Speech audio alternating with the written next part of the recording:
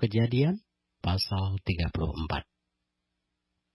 Pada suatu kali, pergilah Dina, anak perempuan Lea yang dilahirkannya bagi Yakub, mengunjungi perempuan-perempuan di negeri itu.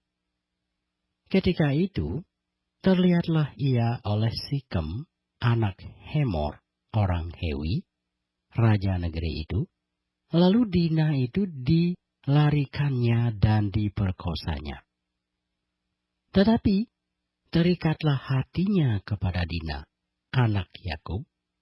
Ia cinta kepada gadis itu, lalu menenangkan hati gadis itu.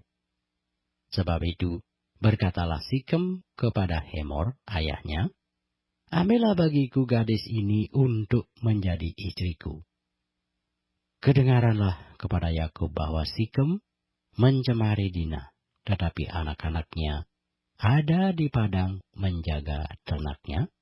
Jadi Yakub mendiamkan soal itu sampai mereka pulang. Lalu Hemor, ayah Sikem, pergi mendapatkan Yakub untuk berbicara dengan dia. Sementara itu, anak-anak Yakub pulang dari padang, dan sesudah mendengar peristiwa itu, orang-orang ini sakit hati dan sangat marah karena Sikem telah berbuat noda di antara orang-orang Israel dengan memperkosa anak perempuan Yakub, sebab yang demikian itu tidak patut dilakukan. Berbicaralah Hemor kepada mereka itu, "Hati Sikem anakku mengingini anakmu, kiranya kamu memberikan dia kepadanya menjadi istrinya. Dan biarlah kita ambil-mengambil. Berikanlah gadis-gadis kamu kepada kami, dan ambillah gadis-gadis kami. Tinggallah pada kami, negeri ini terbuka untuk kamu. Tinggallah di sini, jalanilah negeri ini dengan bebas, dan menetaplah di sini." Lalu Sikem berkata kepada ayah anak itu dan kepada kakak-kakaknya, "Biarlah kiranya aku mendapat kasihmu. Aku akan memberikan kepadamu apa yang kamu minta. Walaupun kamu bebankan kepadaku uang jujuran dan uang mahar, seberapa banyak pun, aku akan memberikan apa yang kamu minta. Tetapi berilah gadis itu kepadaku menjadi istriku." Lalu anak-anak Yakub menjawab Sikem dan Hemor, ayahnya, dengan tipu muslihat. Karena Sikem telah mencemari Dina, adik mereka itu, berkatalah mereka kepada kedua orang itu, "Kami tidak dapat berbuat demikian, memberikan adik kami kepada seorang laki-laki yang tidak bersunat, sebab hal itu aib bagi kami.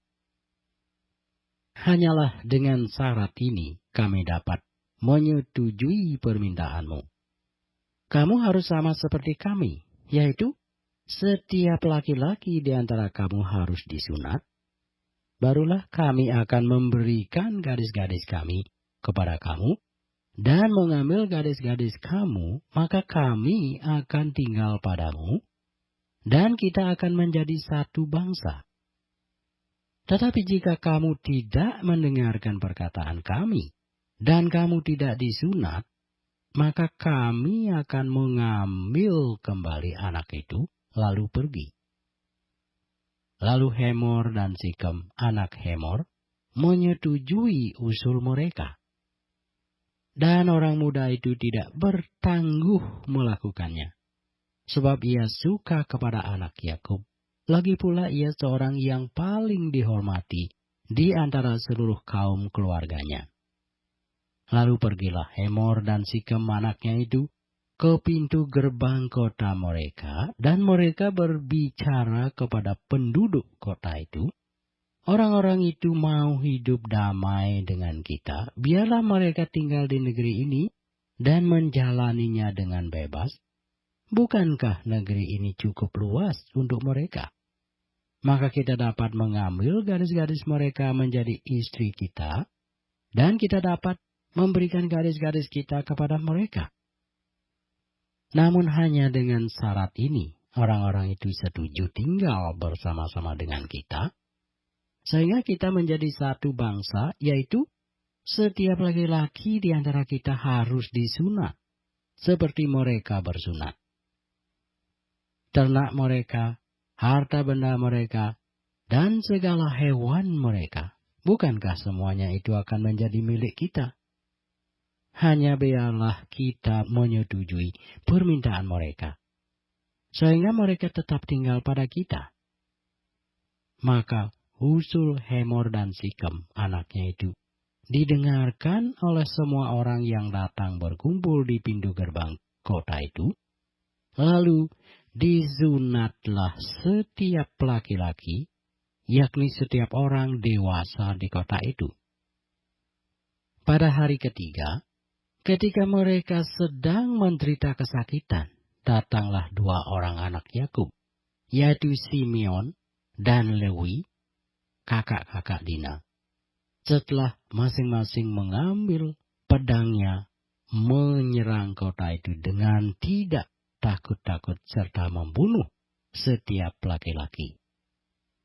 Juga Hemor dan Sikem, anaknya, dibunuh mereka dengan mata pedang, dan mereka mengambil Dina dari rumah Sikem, lalu pergi. Kemudian datanglah anak-anak Yakub merampasi orang-orang yang terbunuh itu, lalu menjarah kota itu, karena adik mereka telah dicemari. Kambing domanya dan lembu sapinya, keledainya dan segala yang di dalam dan di luar kota itu juga dibawa mereka. Segala kekayaannya, semua anaknya dan perempuannya ditawan dan dijarah mereka, juga seluruhnya yang ada di rumah-rumah.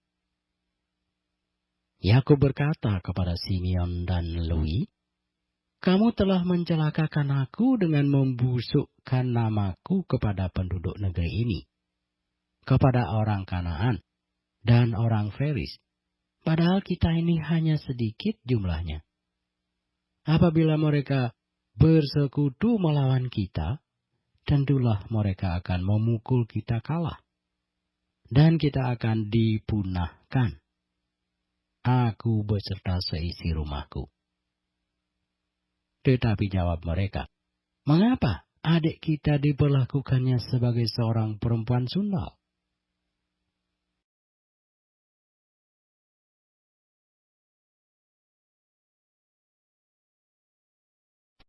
Kejadian pasal 35. Allah berfirman kepada Yakub, "Bersiaplah, pergilah ke Betel, tinggallah di situ, dan buatlah di situ mezbah bagi Allah, yang telah menampakkan diri kepadamu ketika engkau lari dari Esau, kakakmu." Lalu berkatalah Yakub kepada seisi rumahnya, dan kepada semua orang yang bersama-sama dengan dia, "Jauhkanlah dewa-dewa asing yang ada di tengah-tengah kamu.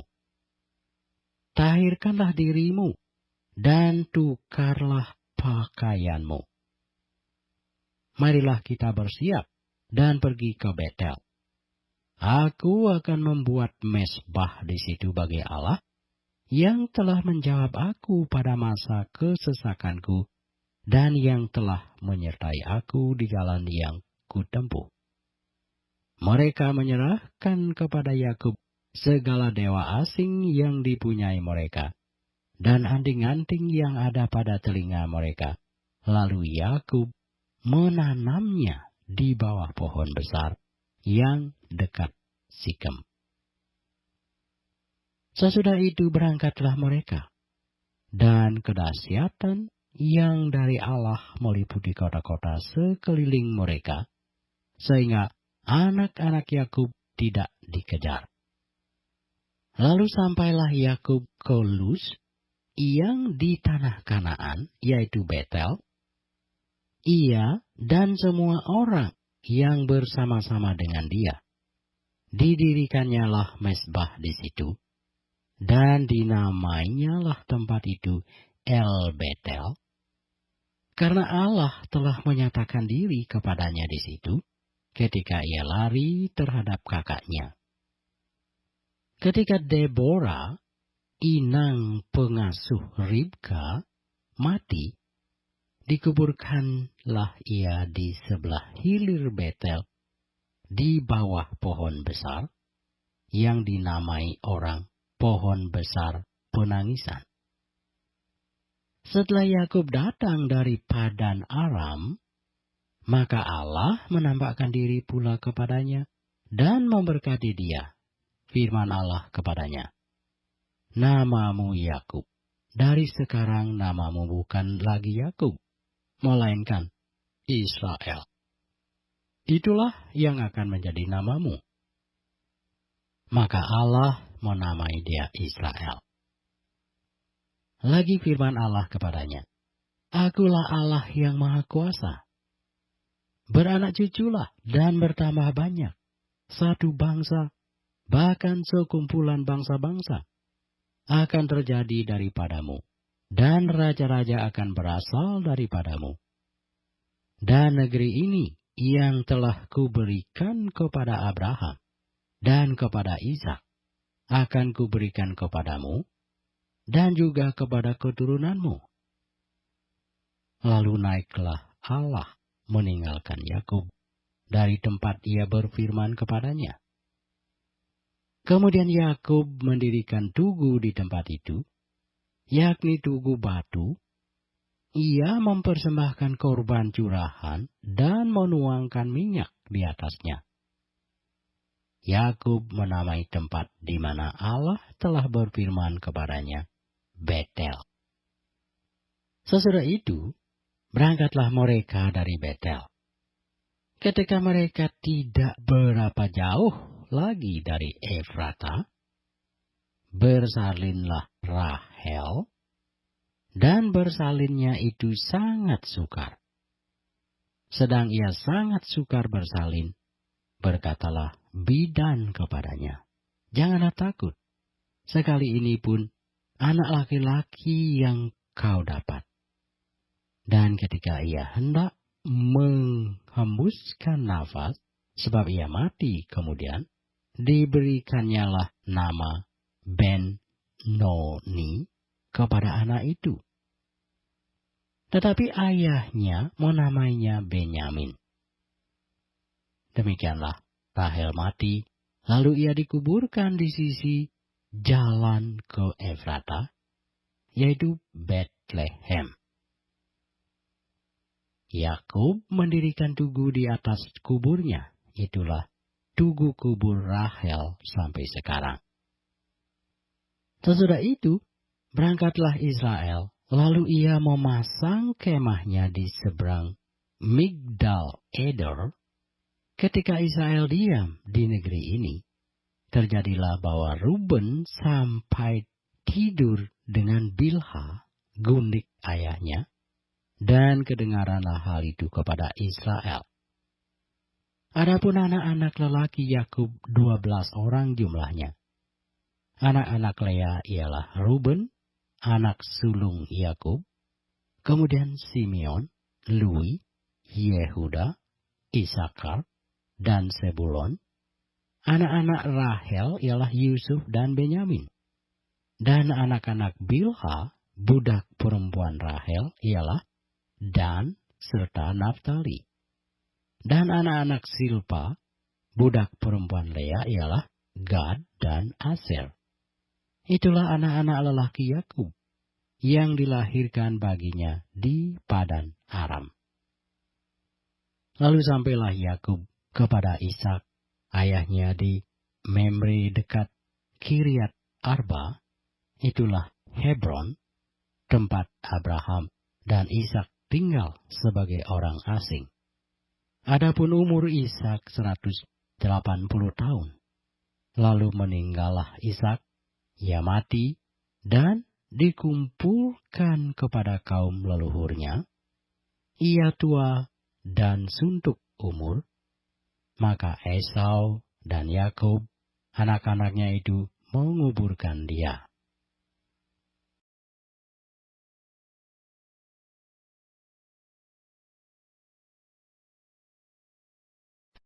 Kejadian pasal 36. Inilah keturunan Esau, yaitu Idem. Esau mengambil perempuan-perempuan Kanaan menjadi istrinya, yakni Ada, anak Elon, orang Het, dan Oholibama, anak Ana, anak Sibeon, orang Hui, dan Basmat, anak Ismael, adik Nebayot. Ada melahirkan Elifas bagi Esau, dan Basmat melahirkan Rehuel, dan Oholibama melahirkan Yeusi, Yaelam, dan Korah.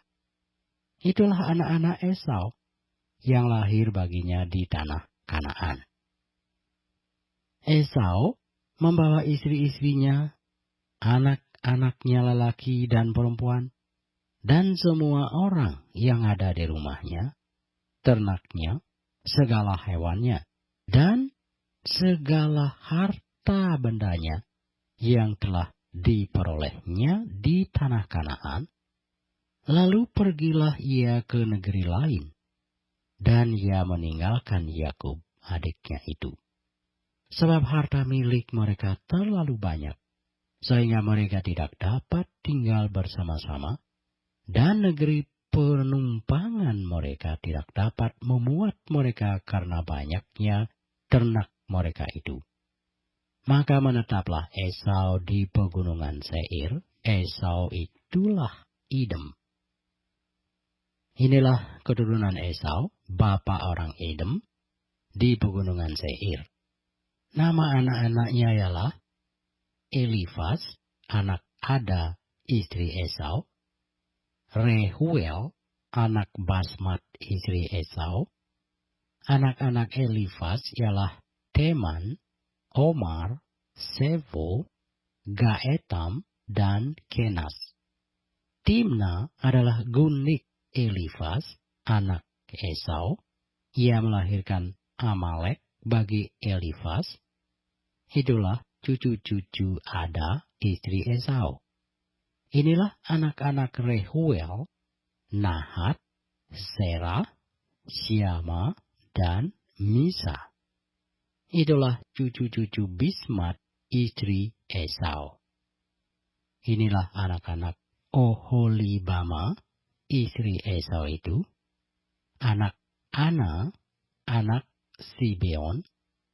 Ia melahirkan bagi Esau Yeusi, Yaelam, dan Korah. Inilah kepala-kepala kaum Bani Esau. Keturunan Elifas, anak sulung Esau, ialah kepala kaum Teman, kepala kaum Omar, kepala kaum Sevo, kepala kaum Kenas, kepala kaum Korah, kepala kaum Gaetam, dan kepala kaum Amalek. Itulah kepala-kepala kaum Elifas di tanah Edom. Itulah keturunan Ada. Inilah keturunan Rehuel, anak Esau, kepala kaum Nahat, kepala kaum Serah, kepala kaum Syama, dan kepala kaum Misa. Itulah kepala kaum Rehuel di tanah Edom. Itulah keturunan Basmat, istri Esau. Inilah keturunan Oholibama, istri Esau, kepala kaum Yeusi, kepala kaum Yaelam, kepala kaum Korah. Itulah kepala-kepala kaum Oholibama, istri Esau, anak Ana. Itulah Bani Esau, yakni Idem, dan itulah kepala-kepala kaum mereka. Inilah anak-anak Seir, orang Hori penduduk negeri itu. Lotan, Syobal, Sibeon, Ana, Dision, Iser, Disian. Itulah kepala-kepala kaum orang Hori, anak-anak Seir di tanah Edom. Anak-anak Lotan ialah Hori dan Heman. dan saudara perempuan Lotan ialah Timna. Inilah anak-anak Syobal, Alwan, Manahat, Ebal, Siefu, dan Onam. Inilah anak-anak Sibeon, Aya, dan Ana. Ana inilah yang menemui mata-mata air panas di padang gurun ketika ia sedang menggembalakan keledai Sibeon ayahnya itu. Inilah anak-anak Ana, Dision, dan Oholibama anak perempuan Ana.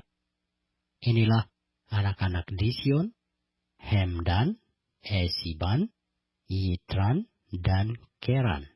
Inilah anak-anak Iser, Bilhan, Zaawan, dan Akan. Inilah anak-anak Disyan, Us, dan Aran. Itulah kepala-kepala kaum orang Hori, kepala kaum Lotan, kepala kaum Syobal, kepala kaum Sibeon, kepala kaum Ana, kepala kaum Disyon, kepala kaum Eser, dan kepala kaum Disyan.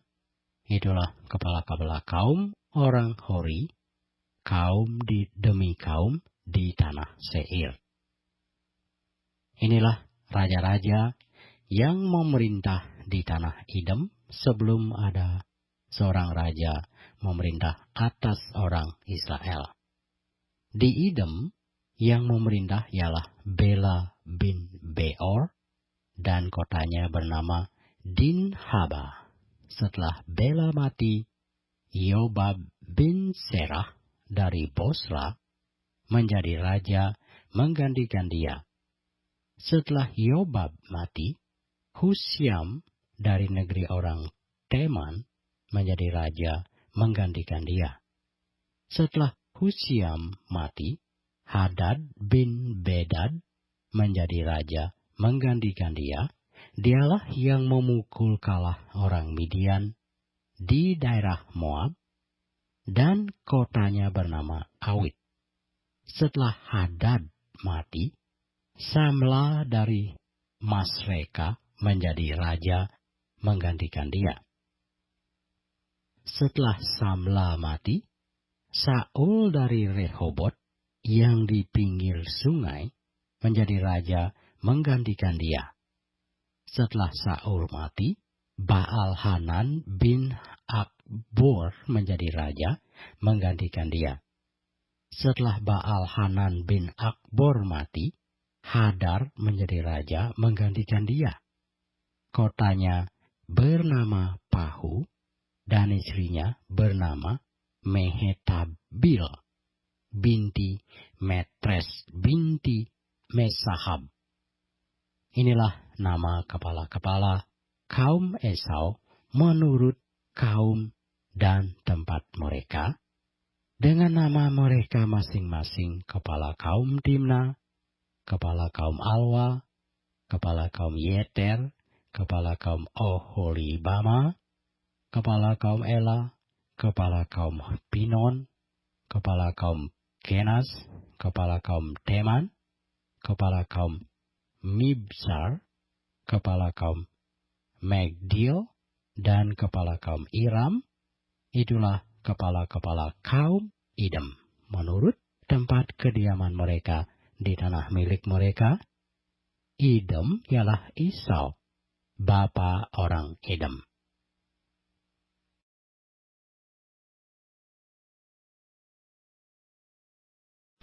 Kejadian pasal 37. Adapun Yakub, ia diam di negeri penumpangan ayahnya, yakni di tanah Kanaan. Inilah riwayat keturunan Yakub. Yusuf tatkala berumur 17 tahun, jadi masih muda, biasa menggembalakan kambing domba bersama-sama dengan saudara-saudaranya, anak-anak Bilha dan Silpa, kedua istri ayahnya. Dan Yusuf menyampaikan kepada ayahnya kabar tentang kejahatan saudara-saudaranya. Israel lebih mengasihi Yusuf dari semua anak-anaknya yang lain, Sebab Yusuf itulah anaknya yang lahir pada masa tuanya.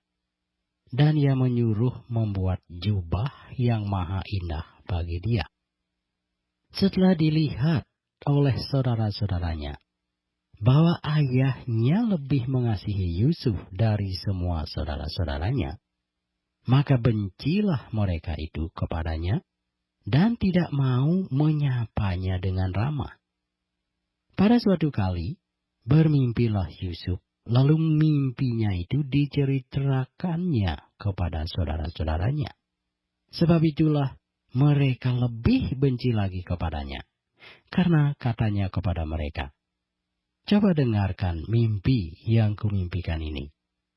Tampak kita sedang di ladang mengikat berkas-berkas gandum, lalu bangkitlah berkasku dan tegak berdiri. Kemudian datanglah berkas-berkas kamu sekalian mengelilingi dan sujud menyembah kepada berkasku itu." Lalu saudara-saudaranya berkata kepadanya, "Apakah engkau ingin menjadi raja atas kami? Apakah engkau ingin berkuasa atas kami?" Jadi makin bencilah mereka kepadanya, karena mimpinya dan karena perkataannya itu. Lalu ia memimpikan pula mimpi yang lain, yang diceritakannya kepada saudara-saudaranya. Katanya, "Aku bermimpi pula. Tampak matahari, bulan, dan 11 bintang sujud menyembah kepadaku." Setelah hal ini diceritakannya kepada ayah dan saudara-saudaranya, maka ia ditegur oleh ayahnya. "Mimpi apa mimpimu itu? Masakan aku dan ibumu serta saudara-saudaramu sujud menyembah kepadamu sampai ke tanah?" Maka iri hatilah saudara-saudaranya kepadanya. Tetapi ayahnya menyimpan hal itu dalam hatinya. Pada suatu kali, pergilah saudara-saudaranya menggembalakan kambing domba ayahnya dekat Sikem. Lalu Israel berkata kepada Yusuf, "Bukankah saudara-saudaramu menggembalakan kambing domba dekat Sikem? Marilah engkau kusuruh kepada mereka." Saud Yusuf, "Ya Bapa." Kata Israel kepadanya, "Pergilah engkau melihat apakah baik keadaan saudara-saudaramu dan keadaan kambing domba, dan bawalah kabar tentang itu kepadaku." Lalu Yakub menyuruh dia dari lembah Hebron, dan Yusuf pun sampailah ke Sikem. Ketika Yusuf berjalan ke sana kemari di padang, bertemulah ia dengan seorang laki-laki yang bertanya kepadanya, "Apakah yang kau cari?" Sautnya, "Aku mencari saudara-saudaraku. Tolonglah katakan kepadaku, di mana mereka menggembalakan kambing domba?" Lalu kata orang itu, "Mereka telah berangkat dari sini, sebab telah kudengar mereka berkata, 'Marilah kita pergi ke Dotan.'" Maka Yusuf menyusul saudara-saudaranya itu, dan didapatinya lah mereka di Dotan. Dari jauh ia telah kelihatan kepada mereka. Tetapi sebelum ia dekat pada mereka, mereka telah bermufakat mencari daya upaya untuk membunuhnya. Kata mereka seorang kepada yang lain, "Lihat, tukang mimpi kita itu datang. Sekarang marilah kita bunuh dia dan kita lemparkan ke dalam salah satu sumur ini, lalu kita katakan, seekor binatang buas telah menerkamnya. Dan kita akan lihat nanti bagaimana jadinya mimpinya itu." Ketika Ruben mendengar hal ini, ia ingin melepaskan Yusuf dari tangan mereka. Sebab itu katanya, "Janganlah kita bunuh dia." Lagi kata Ruben kepada mereka, "Janganlah tumpahkan darah. Lemparkanlah dia ke dalam sumur yang ada di padang gurun ini. Tetapi janganlah apa-apakan dia." Maksudnya, hendak melepaskan Yusuf dari tangan mereka dan membawanya kembali kepada ayahnya. Baru saja Yusuf sampai kepada saudara-saudaranya, mereka pun menanggalkan jubah Yusuf, jubah maha indah yang dipakainya itu. Dan mereka membawa dia dan melemparkan dia ke dalam sumur. Sumur itu kosong, tidak berair. Kemudian duduklah mereka untuk makan. Ketika mereka mengangkat muka, kelihatanlah kepada mereka suatu kafilah orang Ismail datang dari Gilead dengan untanya yang membawa damar, balsam, dan damar ladan dalam perjalanannya mengangkut barang-barang itu ke Mesir. Lalu kata Yehuda kepada saudara-saudaranya itu, apakah untungnya kalau kita membunuh adik kita itu dan menyembunyikan darahnya? Marilah kita jual dia kepada orang Ismail ini. Tetapi janganlah kita apa-apakan dia, karena ia saudara kita, darah daging kita. Dan saudara-saudaranya mendengarkan perkataannya itu. Ketika ada saudagar-saudagar Midian lewat, Yusuf diangkat ke atas dari dalam sumur itu, kemudian dijual kepada orang Ismail itu dengan harga 20 sikal perak. Lalu Yusuf dibawa mereka ke Mesir. Ketika Ruben kembali ke sumur itu, ternyata Yusuf tidak ada lagi di dalamnya. Lalu dikoyakkannyalah bajunya. Dan kembalilah ia kepada saudara-saudaranya, katanya, anak itu tidak ada lagi. Kemanakah aku ini? Kemudian mereka mengambil jubah Yusuf dan menyembelih seekor kambing, lalu menyelupkan jubah itu ke dalam darahnya. Jubah maha indah itu mereka suruh antarkan kepada ayah mereka dengan pesan, ini kami dapati, silakanlah Bapa periksa apakah jubah ini milik anak Bapa atau tidak.